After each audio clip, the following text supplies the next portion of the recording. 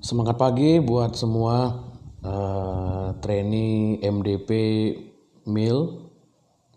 Kali ini kita akan masuk ke materi tentang laboratorium PKS. Jadi memang di materi laboratorium PKS ini banyak sebenarnya adalah perhitungan-perhitungan kimia. Nanti kita akan bahas satu persatu. Nah, kita akan masuk ke slide pertama bahwa laboratorium di PKS itu perannya apa? Itu perannya penting, sangat penting agar manajemen memperoleh data efisiensi proses, memperoleh data kehilangan minyak, memperoleh data kehilangan kernel, memperoleh data kualitas produk yang dihasilkan. Oleh karena peran laboratorium ini begitu penting, maka data laboratorium harus cepat dan akurat. Sehingga manajemen nanti dapat mengambil tindakan perbaikan jika diperlukan. Nah, fungsi laboratorium itu apa? Jadi laboratorium di PKS itu memiliki beberapa fungsi. Yang pertama adalah memeriksa kualitas minyak, memeriksa kualitas kernel yang diproduksi setiap hari. Dan bila mana terdapat penyimpangan harus diberitahukan kepada manajemen pabrik dengan segera agar dapat diambil tindakan-tindakan koreksi. Itu yang pertama. Yang kedua adalah menentukan kehilangan minyak dan kernel selama proses secara teratur dan juga efisiensi dari proses pengolahan. Hal ini memungkinkan diambilnya langkah-langkah untuk mengurangi kehilangan yang tinggi. Ketiga, fungsi laboratorium adalah menentukan kandungan minyak dalam FFB dan lain sebagainya bila diperlukan. Keempat, memeriksa sampel air boiler sehingga perlakuan kimia terhadap air baku dapat dilakukan dengan tepat. Dan kelima adalah memeriksa air limbah agar dekomposisi dapat berjalan dengan baik. Nah, inilah kita mengenai fungsi-fungsi laboratorium. Nah, kemudian tidak kalah pentingnya adalah bahwa laboratorium itu harus dijaga kebersihannya dan harus dipelihara. Jadi laboratorium itu harus selalu dijaga tetap bersih dan rapi. Barang-barang yang tidak digunakan harus disimpan di dalam lemari. Dan bila setelah selesai digunakan harus dibersihkan dengan baik sebelum disimpan. Barang-barang gelas harus ditangani dengan hati-hati. Dan alat-alat yang memiliki presisi yang tinggi seperti neraca analitik dan pH meter harus dijaga dengan sangat hati-hati dan dilindungi dengan voltage stabilizer untuk mencegah kerusakan karena tegangan listrik yang tidak stabil. Jadi itu adalah kebersihan dan pemeliharaan laboratorium. Kemudian tentang api juga, kebakaran, bahwa bahaya kebakaran itu dapat terjadi kapan saja di laboratorium. Mengapa? Karena menggunakan pelarut heksan dan alkohol. Apabila tindakan-tindakan untuk pencegahan tidak diperhatikan, nah, ketidakhati-hatian dapat menyebabkan nyala api yang seketika dan dapat melukai manusia atau merusak peralatan dan gedung. Nah, ini adalah pencegahan terhadap kebakaran. Kemudian peraturan pengambilan sampel, nanti kalian harus tahu ini bahwa pertama Alat-alat yang digunakan untuk mengambil sampel itu harus dijaga kering dan bersih. Yang kedua, tempat sampel dan alat mengambil sampel harus disimpan yang bebas dari kotoran maupun air. Kemudian semua sampel harus disimpan di dalam sampel yang bersih dan kering. Ukuran tempat sampel disesuaikan dengan kebutuhan. Ukuran sampel cairan misalnya dapat digunakan jerigen plastik 5 liter, dan untuk sampel padat menggunakan ember plastik 50 liter yang dilengkapi dengan tutup. Kemudian setiap tempat sampel harus diberi nama atau identitas yang jelas. Kemudian tempat pengambilan sampel harus dibuat sedemikian rupa agar tidak berbahaya bagi keselamatan petugas pengambil sampel. Dan terakhir, semua sampel harus dianalisa secepat mungkin. Nah, ini adalah peraturan-peraturan dalam pengambilan sampel. Nah, kemudian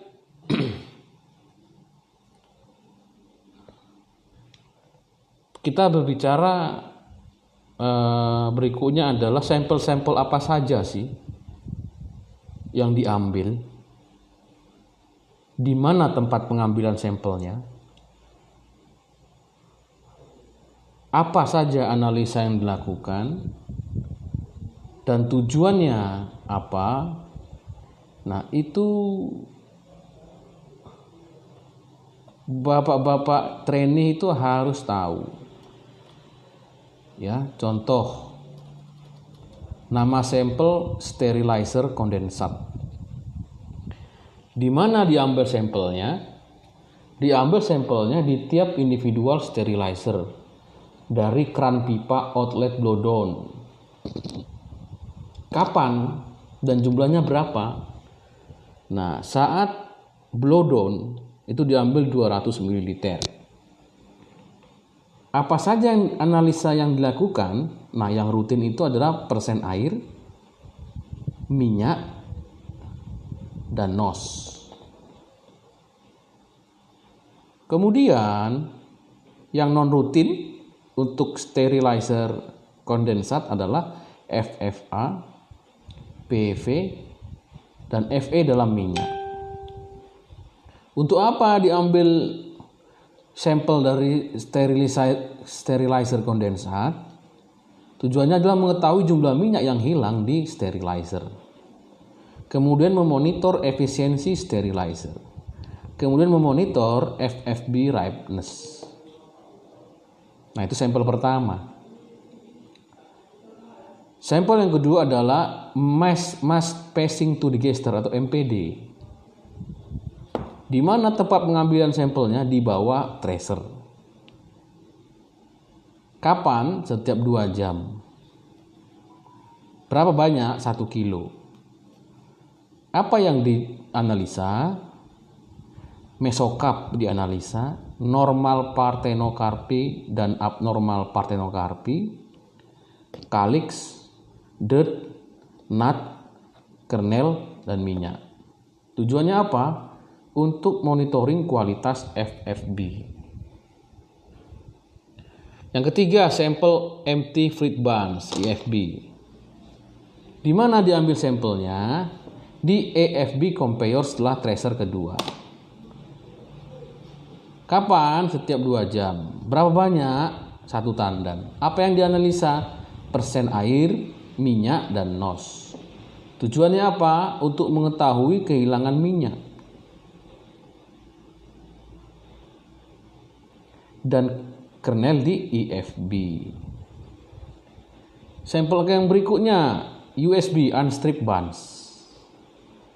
Di mana itu? Di EFB conveyor setelah tracer kedua. Setiap 2 jam dan jumlahnya berapa? 400 janjang.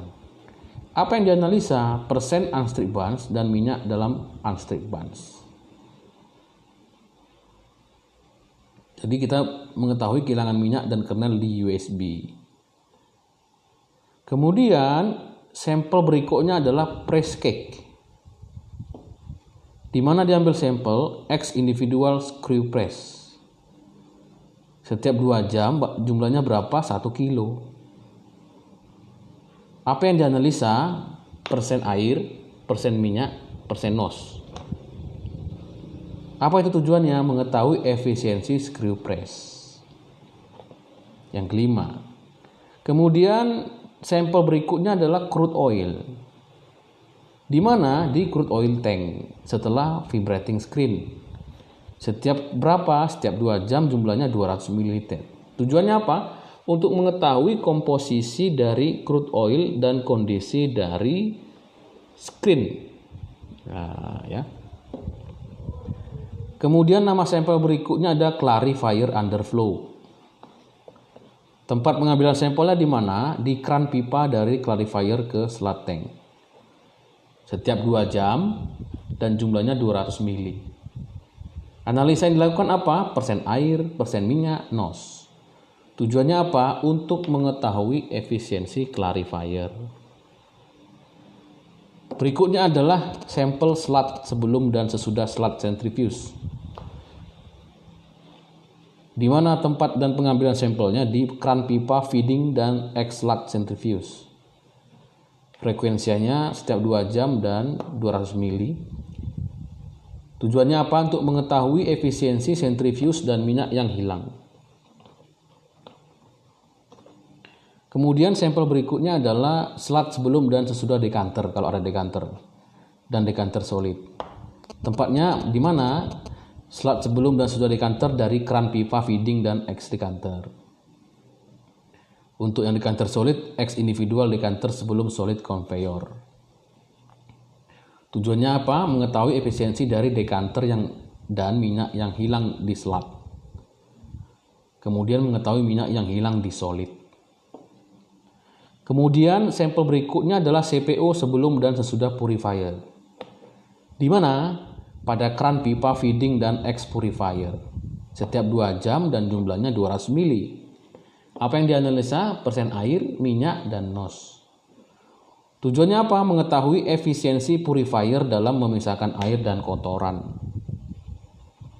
Berikutnya adalah sampel CPO produksi. Dari mana sampelnya? Pada kran pipa X vacuum dryer. Setiap 2 jam dan jumlahnya 200 mili. Apa yang diambil? Yang dianalisa persen air, FFA, dirt, dan PV. Tujuannya adalah menentukan kualitas CPO produksi dan efisiensi vacuum dryer. Sampel berikutnya adalah wet nut. Dari mana nih diambil? Dari X depericarper. Setiap 2 jam sampelnya 1 kilo. Apa yang dianalisa? Kehilangan minyak di nut dan nut size.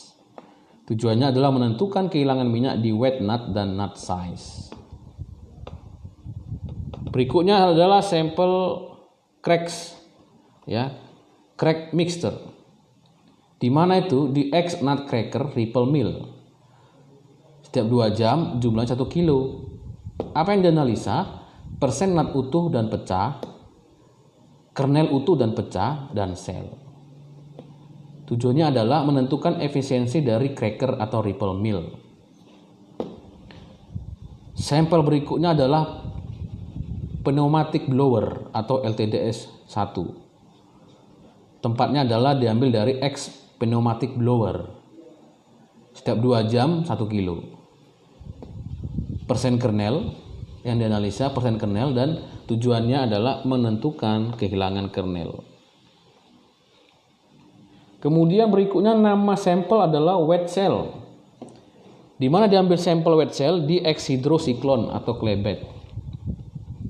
Setiap 2 jam jumlahnya 1 kilo. Analisa yang dilakukan adalah persen kernel. Tujuannya adalah menentukan efisiensi hydrocyclone atau clay bed. Kemudian wet kernel sampelnya di mana? Di X hydrocyclone clay bed. Setiap 2 jam dan 1 kilo. Analisanya apa? Persen total dirt dan broken kernel. Tujuannya adalah menentukan efisiensi hydrocyclone atau clay bed dan kualitas wet kernel. Kemudian adalah sampel dry cell dari LTDS-2. Tempat pengambilan sampelnya di mana? Di bawah airlock dry cell. Frekuensi setiap 2 jam dan 1 kilo. Analisa yang dilakukan apa? Persen kernel. Menentukan kehilangan kernel di dry cell, itu tujuannya. Kemudian adalah cyclone fiber, di mana diambil di bawah airlock fiber cyclone. Tujuannya adalah menentukan kehilangan kernel. Berikutnya adalah kernel produksi. Tempat pengambilan sampel di mana? Di sebelum bulk silo. Setiap 2 jam diambil sampel 1 kilo. Apa yang dianalisa? Persen air, kernel pecah dan utuh, dirt, dan bila perlu persen minyak dan FFA. Tujuannya adalah menentukan kualitas kernel produksi. Nama sampel berikutnya adalah kernel pengiriman. Tempat sampelnya di mana? Diambil, ditampung saat dicurah ke truk. Kapan? 5 menit sekali. Apa yang dianalisa? Persen air, kernel pecah, total dirt, dan warna jika perlu. Tujuannya adalah menentukan kualitas kernel. Jika di packing dalam karung diambil dari 10%. Nama sampel berikutnya adalah CPO storage tank. Di mana diambil? Dari manhole di atas storage tank. Berapa banyak? 500 mili sekali sehari. Apa yang diperiksa? Persen air, FFA, PV, dan dirt untuk menentukan kualitas CPO. Kemudian yang di sampel berikutnya adalah slug X recovery. Dari mana diambil? Dari kran pipa X recovery tank. Sebanyak 200 mili per 2 jam. Yang diperiksa adalah persen air, persen minyak, dan NOS. Tujuannya adalah menentukan kehilangan minyak. Berikutnya adalah nama sampelnya air baku. Dari mana diambil? Dari kran pipa raw water sebelum chemical treatment. Kapan? 1 kali sehari sebanyak 5 liter. Analisanya apa? Jar test. Tujuannya adalah menentukan kualitas air baku dan kebutuhan bahan kimia. Kemudian nama sampel berikutnya adalah air feed boiler. Dari mana? Dari drain air feed boiler. 1 kali per sip sebanyak 2 liter. Apa yang diperiksa? pH, TH, TDS, sulfit, silika, alkalinity, chloride, dan lain-lain. Tujuannya adalah apa?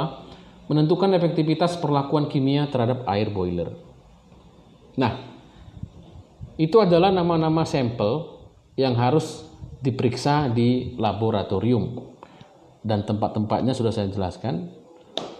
Dan dengarkan lagi, ulang-ulang lagi, sehingga nanti Anda bisa lebih dalam.